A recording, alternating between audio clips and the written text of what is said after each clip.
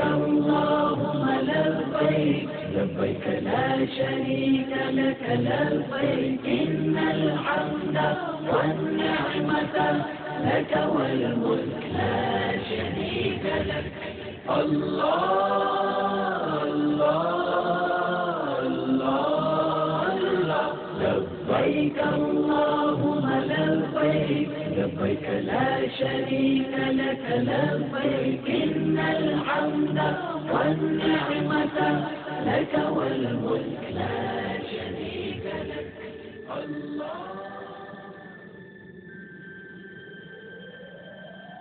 بسم الله الرحمن الرحيم. الحمد لله رب العالمين والصلاة والسلام على أشرف المرسلين وعلى آله وصحبه أجمعين. في الأرض فانظروا كيف كان عاقبة الذين من قبلكم لعلكم تتقون. ഭൂമിയിലൂടെ സഞ്ചരിക്കുക. മുൻഗാമികളായ ഒരു വിഭാഗത്തിന്റെ അന്ത്യം എങ്ങനെയെന്ന് നിങ്ങൾ പരിശോധിക്കുക, നിങ്ങൾ തഖ്വയുള്ളവരാകാൻ വേണ്ടി. പരിശുദ്ധ ഖുർആനിന്റെ ഈ സൂക്തത്തിന്റെ മറപിടിച്ചുകൊണ്ട് ചരിത്ര വാതിൽപ്പുറങ്ങൾ തേടി പ്രകൃതിയുടെ മനോഹാരിതയ്ക്ക് മുമ്പിൽ പകലോന്റെ കിരണങ്ങളെ സാക്ഷിയാക്കി ബദറിന്റെയും ഉഹദിന്റെയും ഖന്തഖിന്റെയും ഖൈബറിന്റെയും വീര രണഭൂമികളും താണ്ടി ഹിജറിന്റെ ചരിത്ര താഴ്വരയിലേക്ക് ഞങ്ങളൊരുക്കിയ യാത്രാ സാക്ഷാത്കാരത്തിന്റെ നേർസാക്ഷ്യം കൃതജ്ഞതാപൂർവം നിങ്ങളുടെ കരങ്ങളിൽ എത്തിക്കാൻ അനുഗ്രഹം നൽകിയ സർവശക്തനായ നാഥന്റെ മുമ്പിൽ സർവസ്തോത്രങ്ങളും അർപ്പിച്ചു. ചരിത്രശേഷിപ്പുകളുടെ കൗതുകങ്ങൾ തേടിയുള്ള യാത്ര ഇവിടെ തുടങ്ങുകയാണ്. നാൾ ദിവസം ബുറൈദയിൽ നിന്നും പുറപ്പെട്ട് പരിശുദ്ധ മക്കയിലെത്തി ഉംറ നിർവഹിച്ചതിന് ശേഷം ബാലഭാസ്കരന്റെ പ്രഭാത കിരണങ്ങൾ ഏറ്റുവാങ്ങി മദീനയിലേക്കുള്ള പ്രവേശനം ഖുബാ മസ്ജിദിന്റെ മുൻവശത്തേക്ക് ഞങ്ങൾ എത്തിച്ചേരുന്നു. ഖുബാ. മക്കയിൽ നിന്നും ഹിജ്റ വന്ന പ്രവാചകൻ ഈത്തപ്പനകളുടെ നാട്ടിലെത്തിയപ്പോൾ ആദ്യമായി ഒട്ടകം മുട്ടുകുത്തിയത് അബൂ അയ്യൂബുൽ അൻസാരിയുടെ വീട്ടുമുറ്റത്താണ്. അഭിമിച്ച പള്ളിയാണ് മസ്ജിദ് ഖുബാ.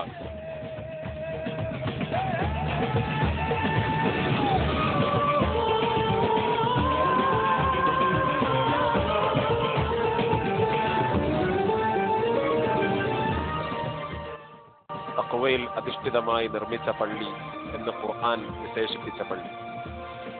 ഈ പള്ളിയെക്കുറിച്ച് പ്രവാചകന്റെ വാക്കുകൾ ഇമാം തബ്റാനി ഉദ്ധരിച്ചത് ഇങ്ങനെയാണ്: മൻ തതഹറ ഫീ ബൈതിഹി ثم أتى مسجد قباء فصلى فيه صلاة كان له أجر عمرة.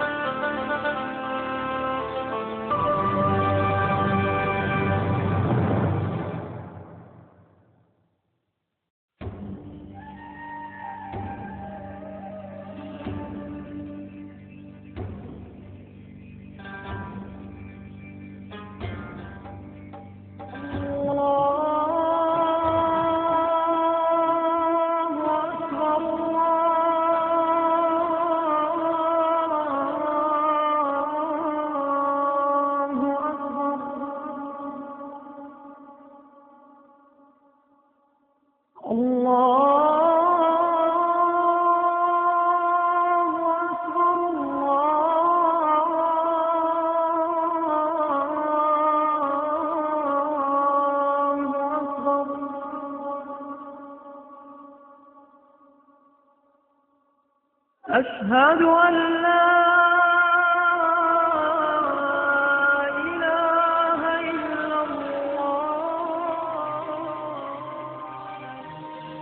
ഒരാൾ നിന്ന് ശുദ്ധീകരണം നടത്തി മസ്ജിദ് ഖുബായിൽ പ്രവേശിച്ച് 2 റക്അത്ത് നമസ്കരിച്ചാൽ അവന് ഒരു ഉംറയുടെ പ്രതിഫലം ലഭിക്കുന്നതാണ്. എല്ലാ ശനിയാഴ്ച ദിവസവും നബി സല്ലല്ലാഹു അലൈഹി വസല്ലമ തങ്ങൾ നടന്നുകൊണ്ടോ വാഹനത്തിലേറിയോ മസ്ജിദ് ഖുബായിലേക്ക് പോകാറുണ്ടായിരുന്നു. മസ്ജിദ് നബവിയിൽ നിന്നും 5 കിലോമീറ്റർ അകലെയുള്ള ഈ പള്ളി മനോഹരമായ മിനാരങ്ങളോടുകൂടി തലയുയർത്തി നിൽക്കുന്നത് മനസ്സിന് വല്ലാത്ത കുളിർമയാണ്.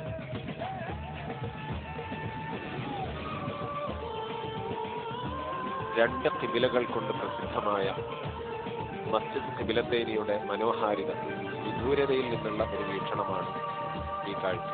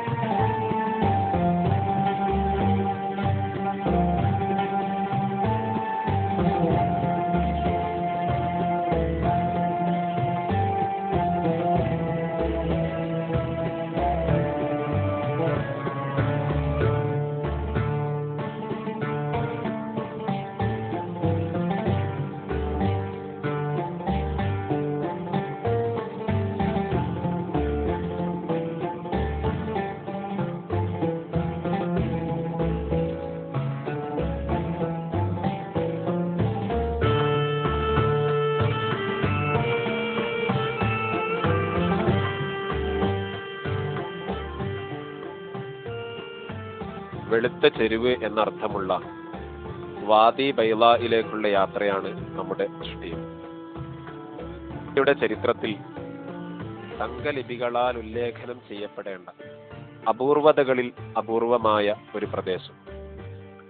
കാന്തിക പ്രഭാവം കൊണ്ട് വലയം ചെയ്ത ഈ അത്ഭുത പ്രദേശത്ത് കൂടിയാണ് പ്രവാചകർ സല്ലല്ലാഹു അലൈഹി വസല്ലമ തങ്ങൾ വിടവാങ്ങൽ ഹജ്ജിന് വേണ്ടി പോയതെന്നും വാദി ബൈളയിലെത്തിയപ്പോൾ ഉച്ചത്തിൽ തൽബിയത്ത് ചൊല്ലിയെന്നും ചരിത്ര താളുകളിൽ കാണുന്നു. ചുറ്റും വലിയ മലകൾ കൊണ്ട് വലയം ചെയ്യപ്പെട്ട ഈ പ്രദേശത്ത് വാഹനങ്ങൾ സ്വയം നീങ്ങുന്നതും വെള്ളം മേൽപോട്ടൊഴുകുന്നതും ശാസ്ത്രലോകത്തിന് പോലും പൂരണമില്ലാത്ത സമസ്യയാണ്. ഈത്തപ്പന തോട്ടങ്ങൾ നിറഞ്ഞ ഇവിടേക്കുള്ള യാത്ര മനോഹാരിത കൊണ്ട് ഹൃദയം പോലും ഉൾപുളകിതമായി പോകുന്നു.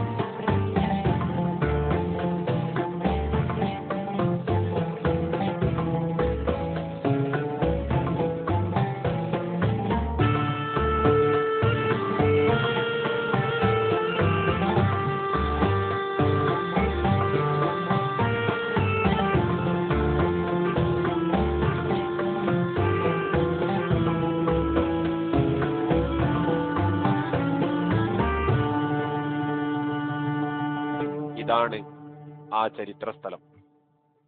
വാഹനത്തിൽ നിന്നും ഈ ചെറിയ കയറ്റമുള്ള ഭാഗത്ത് ഡ്രൈവർ ഇറങ്ങി നിന്ന് വണ്ടി തനിയെ ചലിപ്പിക്കുന്നതും വെള്ളക്കുപ്പികൾ ഒഴുക്കി നോക്കുന്നതും നമുക്ക് കാണാവുന്നതാണ്.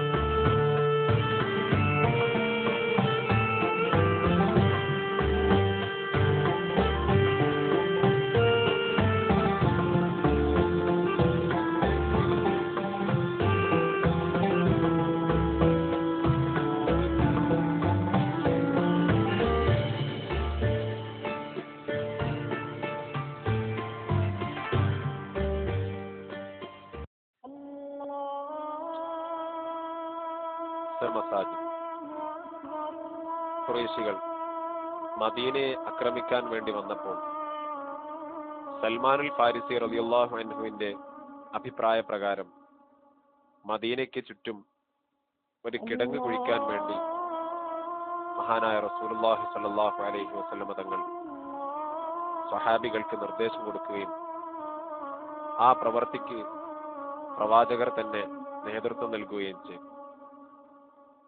ചുറ്റുഭാഗത്തായി 13 കിലോമീറ്ററിലധികം നീളവും 10 മീറ്റർ വീതിയും 7 മീറ്റർ ആഴത്തിലും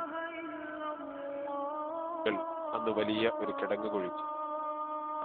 കിടങ്ങുക്കുന്ന സമയത്ത് ആ പ്രവർത്തികൾക്ക് നേതൃത്വം കൊടുത്തുകൊണ്ട് പ്രമുഖ സഹാബികൾ നിന്നിരുന്ന ഭാഗത്ത് പിന്നീട് വന്ന ഭരണാധികാരികൾ നിർമ്മിച്ച പള്ളിയാണ് സബഅ മസാജിദ് എന്ന പേരിൽ പ്രസിദ്ധമായ 7 പള്ളികൾ.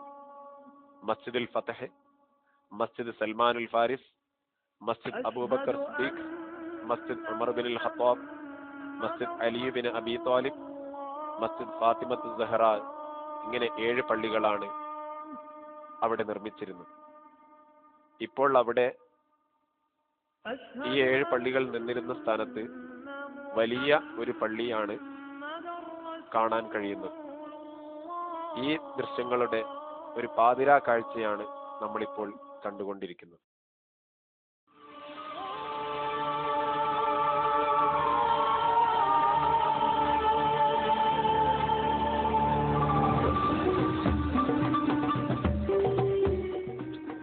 സത്യാസത്യ വിവേചനങ്ങൾക്ക് നാന്ദി കുറിച്ച ബദറും മുസ്ലിമീങ്ങളുടെ ക്ഷമാപരീക്ഷണം നടത്തിയ ഉഹദും യാത്രാമധ്യേ ഞങ്ങൾക്ക് സന്ദർശിക്കാൻ അവസരം ലഭിച്ചു.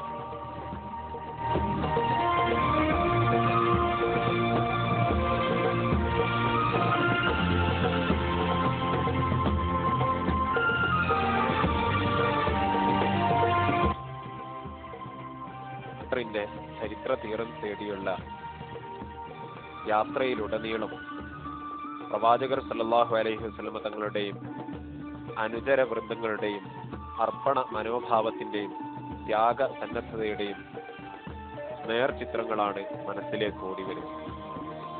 മദീനയിൽ നിന്നും 150-ലധികം കിലോമീറ്ററുകളകലെ തബൂക്കിലേക്കുള്ള വഴിയിലൂടെ പാറകളും മാമലകളും പിന്നിട്ട വഴിത്താരകൾ ദീനിന്റെ പ്രചരണത്തിന് അവർ കാട്ടിയ ആർജവും എല്ലാം മനോമുഖരത്തിൽ കടന്നു വരികയും സന്ധിയിലൂടെയുള്ള സമാധാനം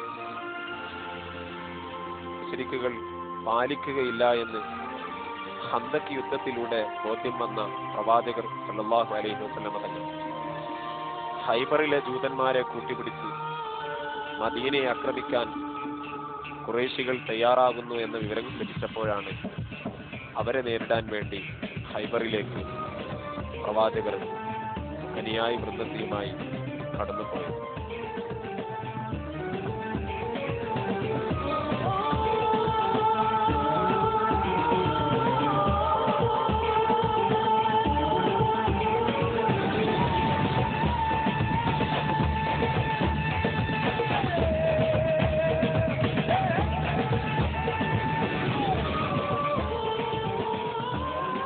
കുതിരപ്പടയാളികളും 160 കാലാൾപ്പടയുമായി ഖൈബറിലേക്ക് നടത്തിയ ചരിത്രയാത്ര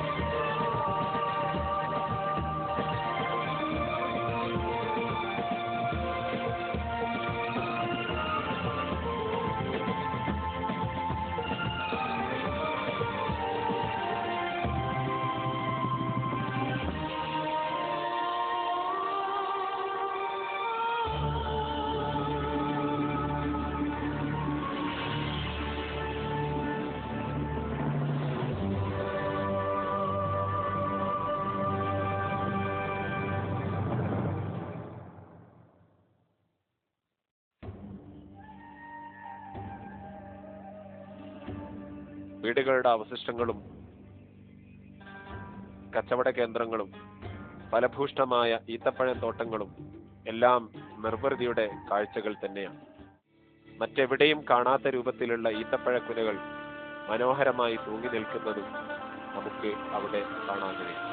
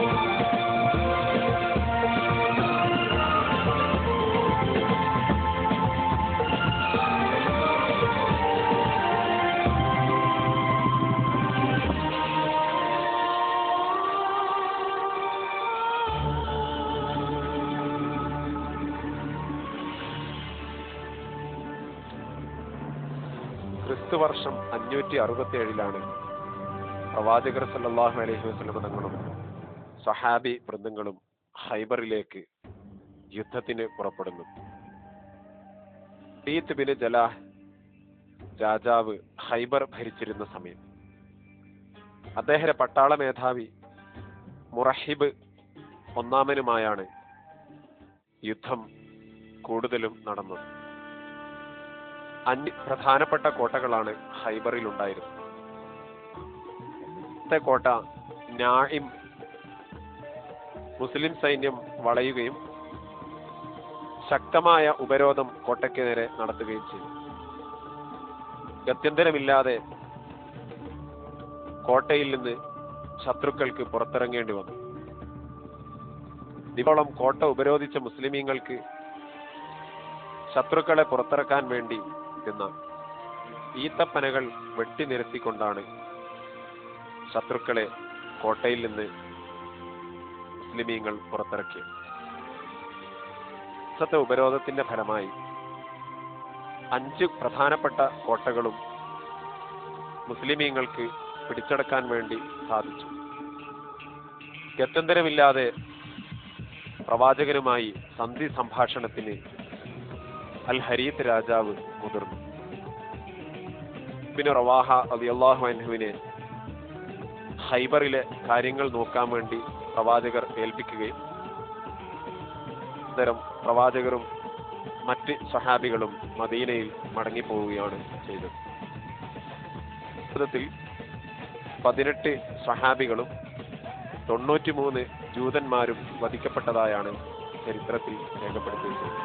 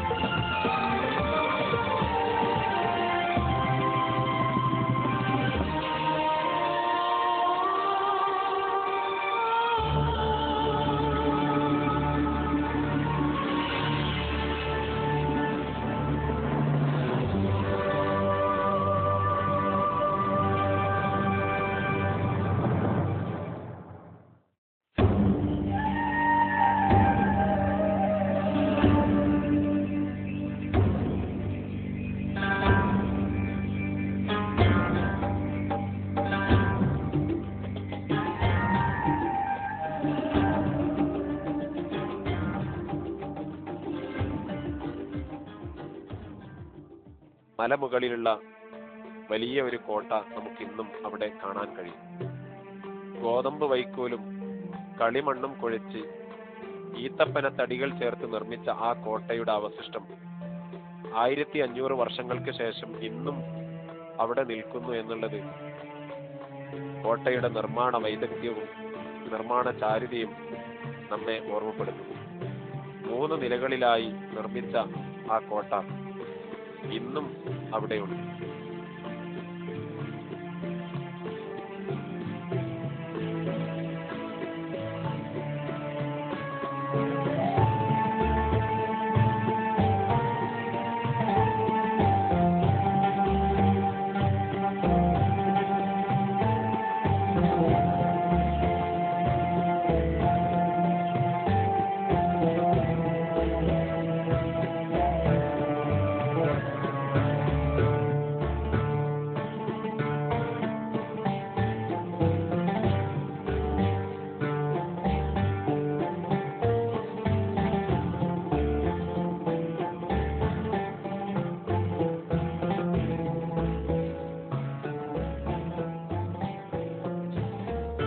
സൂറത്തുൽ അഅറാഫിലെ 77-ാമത്തെ ആയത്ത്, സൂറത്ത് ഹൂദിലെ 62, സൂറത്ത് ശുഅറായിലെ 26-ാമത്തെ ആയത്ത്, ഈ ആയത്തുകളിലൊക്കെ പ്രതിപാദിച്ച ഇസ്ലാമിക ചരിത്ര നാഗരികതയിൽ മുങ്ങിക്കുളിച്ച ഒരു പ്രദേശത്തേക്കാണ് പിന്നീട് ഞങ്ങൾ യാത്ര നടത്തി. ഖുർആനിൽ അല്ലാഹു സുബ്ഹാനഹു വ തആല ഇങ്ങനെ പറഞ്ഞിട്ടുണ്ട്: വഖാല മൂസ ഇൻ തക്ഫുറു അൻതും വമൻ ഫിൽ അർളി ജമീഅ ഫഇന്നല്ലാഹ ലഗനിയ്യുൻ ഹമീദ് അലം യഅതികും നബഉൽ ലദീന മിൻ ഖബ്ലികും ഖൗമ നൂഹിൻ വആദിൻ വസമൂദ് വല്ലദീന മിൻ ബഅദിഹിം ലാ യഅലമുഹും ഇല്ലല്ലാഹ്. ഈ 6-ാം നൂറ്റാണ്ടിനും 4-ാം നൂറ്റാണ്ടിനും ഇടയിൽ ജീവിച്ച അറബ് ഗോത്രമായ ബനൂ ലഹിയാൻ ഗോത്രം താമസിച്ച അൽ ഉല എന്ന് ഇപ്പോൾ വിളിക്കപ്പെടുന്ന, എന്ന് ബൈബിളിൽ അറിയപ്പെടുന്ന മദാഇൻ സാലിഹ് എന്ന പ്രദേശത്തേക്കാണ് ഞങ്ങളുടെ പിന്നീടുള്ള യാത്ര.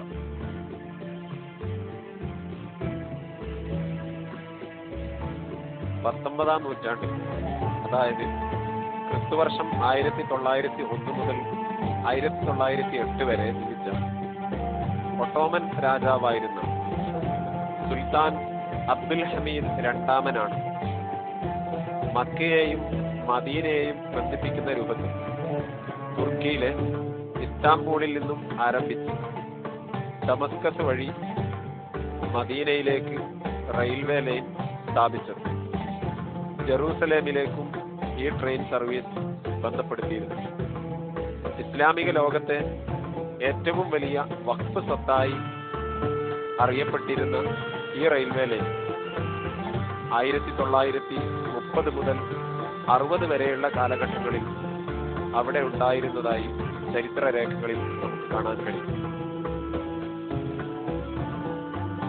13.5 കിലോമീറ്ററിനുള്ളിൽ 131 മലകളിലായി നിരന്നു നിൽക്കുന്ന പാറകൾ തുരന്ന് വീടുണ്ടാക്കിയ ആ പ്രദേശത്തേക്കാണ് നമ്മളിനി കടന്നു പോകുന്നത്.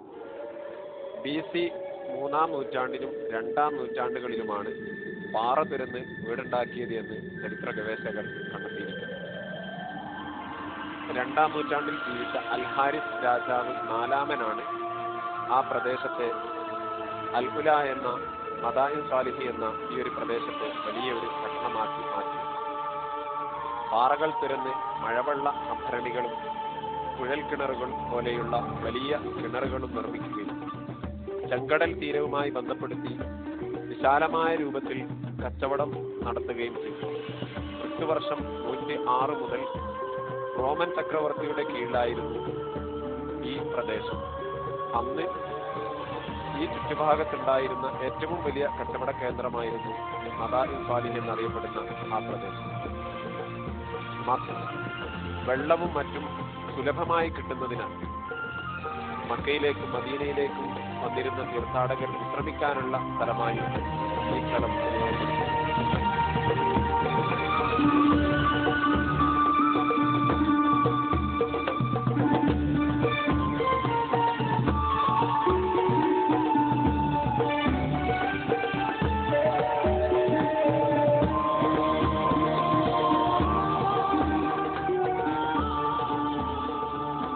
16-ാം നൂറ്റാണ്ടിൽ ക്രിസ്തുവർഷം 1744 മുതൽ 1757 വരെ ഒട്ടോമൻ ഭരണകർത്താക്കൾക്ക് കീഴിലുണ്ടായിരുന്ന ഈ പ്രദേശം തീർത്ഥാടകർക്ക് താമസിക്കുന്നതിന് വേണ്ടി ഒരുപാട് നിർമ്മാണ പ്രവർത്തനങ്ങൾ നടത്തിയതായി ചരിത്രത്തിൽ രേഖപ്പെടുത്തിയിരിക്കുന്നു.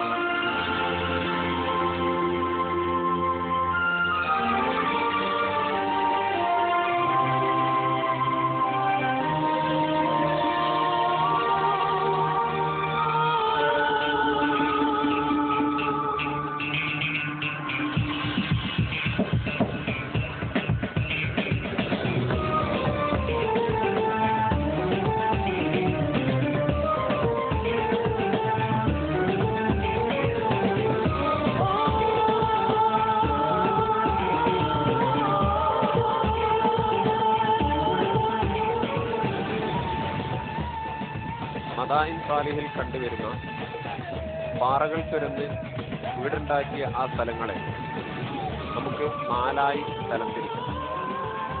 ഒന്ന് ജബൽ അൽ മഹ്ജർ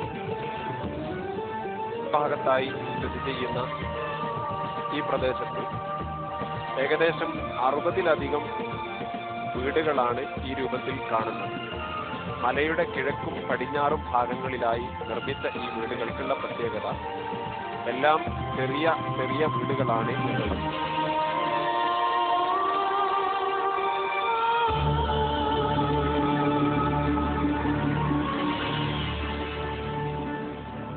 തങ്ങളുടെ ഇംഗിതത്തിന് പ്രവാചകനായ സാലിഹ് നബി അലൈഹിസ്സലാം വഴങ്ങില്ല എന്ന് മനസ്സിലാക്കിയ ജനത അള്ളാഹുവിന്റെ മാർഗത്തിലേക്ക് സാലിഹ് നബി അലൈഹിസ്സലാം അവരെ ക്ഷണിച്ചപ്പോൾ അവരോട് ഒരു ദൃഷ്ടാന്തം ആവശ്യപ്പെട്ടു. ജനങ്ങൾ ഒരുമിച്ച് കൂടി നിന്ന് എല്ലാവരും ഒരു പാറയിലേക്ക് വിരൽ ചൂണ്ടിക്കൊണ്ട് ആ കാണുന്ന പാറയിൽ നിന്ന് ഒരൊട്ടകത്തെ പുറപ്പെടുവിക്കണം എന്നവർ സാലിഹ് നബിയോട് ആവശ്യപ്പെട്ടു. സാലിഹ് നബി അലൈഹിസ്സലാം അള്ളാഹുവിനോട് പ്രാർത്ഥന നടത്തി അവർക്ക് വേണ്ടി ഒരൊട്ടകത്തെ അവരുടെ മുമ്പിൽ പ്രത്യക്ഷപ്പെടുത്തി.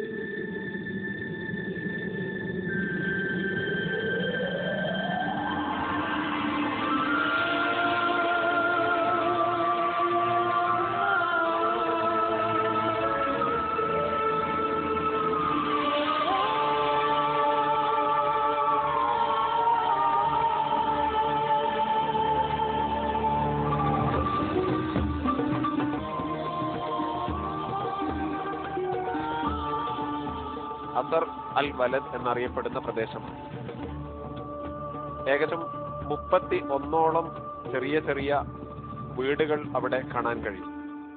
അതിനുള്ള പ്രത്യേകത മനുഷ്യന്റെയും പക്ഷികളുടെയും ഒക്കെ രൂപം കൊത്തിയുണ്ടാക്കി ഏറ്റവും മനോഹരമായ രൂപത്തിലാണ് പുറം ഭാഗം അവർ ഫിനിഷ് ചെയ്തിരിക്കുന്നത്. ഏറ്റവും നല്ല ഫിനിഷ് ചെയ്ത പ്രദേശം സ്ഥലം എന്നിവയൊക്കെ അവിടെ നമുക്ക് കാണാൻ കഴിയും. ഏറ്റവും വലുതിന് 16 മീറ്റർ ഉയരം, അതായത് ഏകദേശം 52ഓളം അടി ഉയരമുള്ള സ്ഥലവും നമുക്ക് അവിടെ കാണാൻ കഴിയും.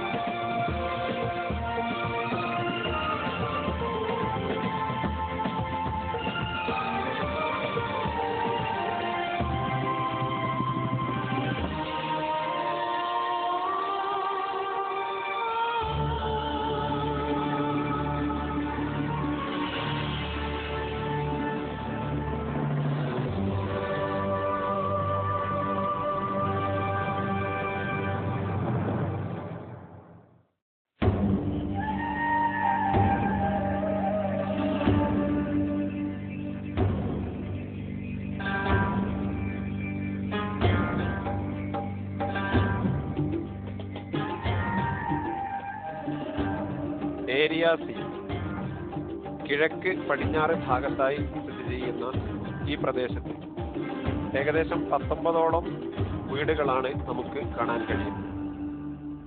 ജബൽ അൽ ഖുറൈത്ത് കിഴക്ക് തെക്ക് ഭാഗത്തായി സ്ഥിതി ചെയ്യുന്ന ഈ പ്രദേശത്ത് 48ഓളം ചെറിയ ചെറിയ വീടുകൾ, ആ കൂട്ടത്തിൽ തന്നെ ആഴമേറിയ കുഴികളോട് കൂടിയുള്ള വീടുകളും നമുക്ക് കാണാൻ കഴിയും.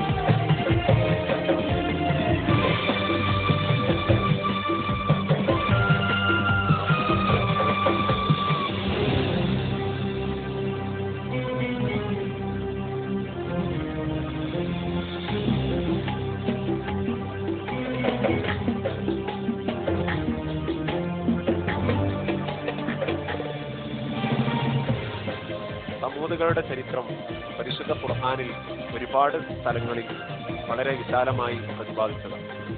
സൂറത്ത് ഖാഫ്, സൂറത്ത് സ്വാദ്, സൂറത്ത് ഇബ്രാഹിം, സൂറത്ത് ബറാഅ എന്നീ സൂറത്തുകളിലൊക്കെ വളരെ വിശാലമായിട്ട് തന്നെ സമൂഹങ്ങളുടെ ചരിത്രം രേഖപ്പെടുത്തിയിട്ടുണ്ട്. പിതാമഹന്റെ പേരാണ് സമൂദ് എന്നത്. സ്വാലിഹ് ബിന് ഉബൈദ് ബിന് മാസിക് ബിന് ഉബൈദ് ബിന് ഹാദിർ ബിന് സമൂദ് ബിന് ആസിർ ബിന് അറബ് ബിന് നൂഹ്. പ്രവാചകനായ നൂഹ് നബി അലൈഹിസ്സലാമിന്റെ മകൻ അറമിന്റെ മകൻ ആസിറിന്റെ മകനാണ് സമൂദ് എന്നറിയപ്പെടുന്നത്. ആ വിഭാഗത്തിലേക്ക് അല്ലാഹു തആല അയച്ച പ്രവാചകനാണ് സ്വാലിഹ് നബി അലൈഹിസ്സലാം.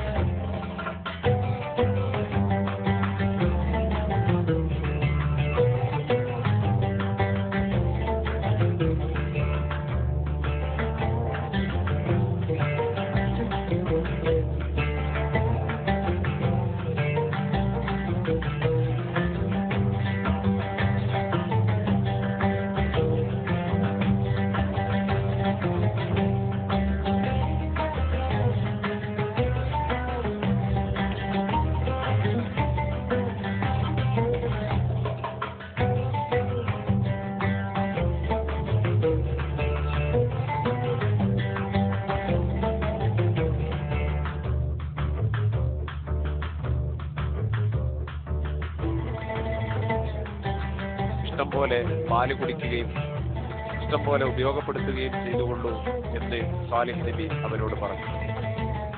അവർ ആ ഒട്ടകത്തെ ഉപയോഗപ്പെടുത്തിയെങ്കിലും അതിനോട് അനിഷ്ടം തോന്നിയ ചില ആളുകളൊക്കെ കൂടിച്ചേർന്ന് ഖുദാർ ബിൻ സാലിഹ് ബിൻ ജുദ്ദർ എന്നൊരു വ്യക്തിയുടെ നേതൃത്വത്തിൽ അതിനറുക്കുകയും തൽഫലമായി അള്ളാഹുവിന്റെ ശിക്ഷ അവരിലേക്ക് ഇറങ്ങുകയും വലിയ അട്ടഹാസം മുഴക്കിക്കൊണ്ട് അല്ലാഹു സുബ്ഹാനഹു വ തആല ഈ ഒരു ജനവിഭാഗത്തെ നശിപ്പിച്ചു. നമുക്ക് കാണാം, ആ ഒരു ജനവിഭാഗത്തെ നശിപ്പിക്കാൻ അള്ളാഹുവിന് അട്ടഹാസം എന്നുള്ളതല്ലാതെ ഏറ്റവും അനുയോജ്യമായ മറ്റൊരു രീതി അവിടെ ഉണ്ടായിരുന്നില്ല.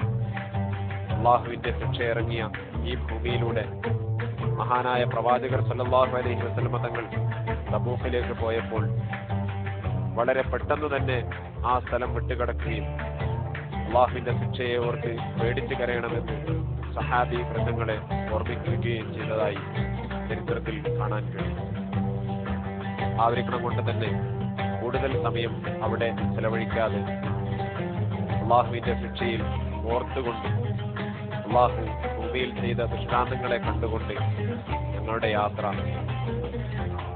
പതുക്കെ അവസാനിപ്പിച്ചുകൊണ്ട് ഞങ്ങൾ തിരിച്ചു പോവുകയാണ്.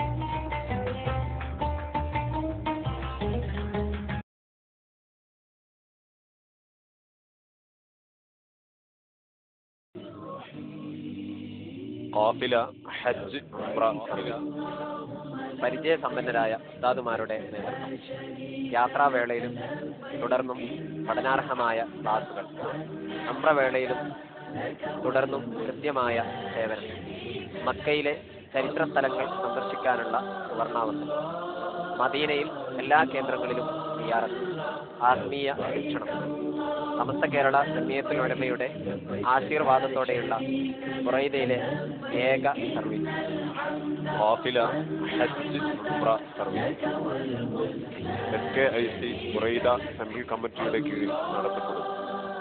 ബുക്കിംഗിന് ബന്ധപ്പെടുക 05599813339 0500857180.